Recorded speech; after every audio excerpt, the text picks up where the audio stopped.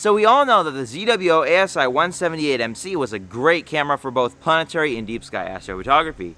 But is the new camera, the ZWO ASI678MC, any better? Let's find out.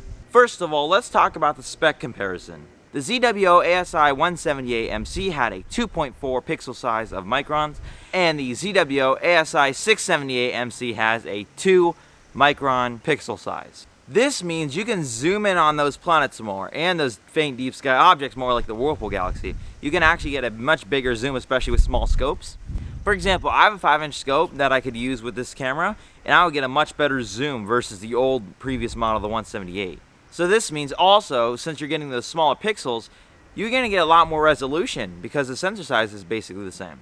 So what's going to happen is you're going to get that much better resolution as well, which means you're going to get a much more detailed image. So the old resolution was 3096 by something, I believe, and now the new resolution is actually 4K, and now it's 3840 by 2160. So it's actually much better. The resolution's improved tremendously. So this will give the camera a little less grain than before.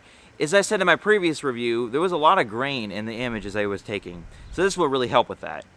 Now, we don't know much about this camera because we don't have it currently in our hands yet, but hopefully it's as good as it sounds.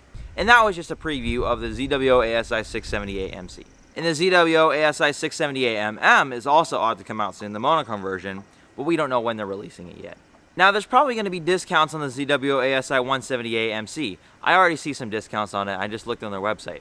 So if you want to check them out, be sure to check out my review of the ZWO ASI178MM that I have linked right here. Alright guys, that's it for today. If you like my video, please give it a thumbs up, and if you like my content, please subscribe. Are you considering purchasing this new camera when it comes out? Let me know down in the comments below. Otherwise, until next time, clear skies.